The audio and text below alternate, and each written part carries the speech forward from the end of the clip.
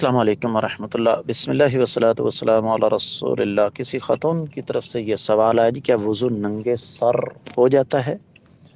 وضو ننگے سر ہی نہیں بلکہ ننگے بدن بھی ہو جاتا ہے۔ اس کی میں ایک مثال آپ کو دوں گا۔ کوئی خاتون غسل کرتی ہے، اب ظاہر بات ہے وہ کپڑے پہن کر تو غسل کرے گی نہیں، بند واش روم ہے، اور پھر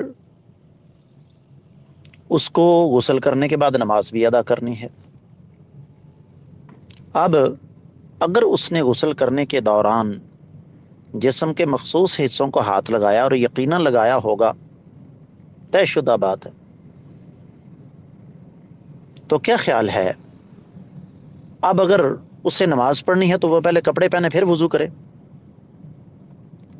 بالکل اسی طریقے سے اگر کسی نے غسل جنابت کرنا ہے تو غسل جنابت تو کپڑے اتار کر ہی ہوگا نا، تو غسل جنابت سے پہلے وضو ہے، تو کیا خیال ہے وہ پہلے کپڑے پہن کر وضو کرے، سر ڈھانپ کر وضو کرے، تو پھر اس کے بعد غسل جنابت کرے؟ اس سے کوئی بھی اتفاق نہیں کرے گا۔ تیسری بات یہ ہے کہ جو لوگ یہ کہتے ہیں کہ جناب ننگے سر وضو ان کے ذمہ ہے، ان کو چاہیے کہ اللہ کے قرآن کی وہ آیت مبارکہ یا نبی کریم صلی اللہ علیہ وآلہ وسلم کی وہ حدیث مبارکہ پیش کریں جس میں اس بات کی صراحت ہو کہ غسل جو ہے، وضو جو ہے وہ ننگے سر نہیں ہو سکتا، اور اللہ کے فضل و کرم سے وہ دلیل کسی کے پاس موجود نہیں۔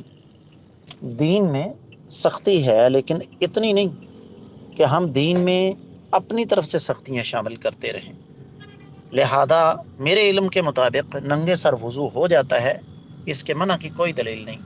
امید ہے کہ آپ کو سمجھ آ گئی ہوگی، واللہ اعلم۔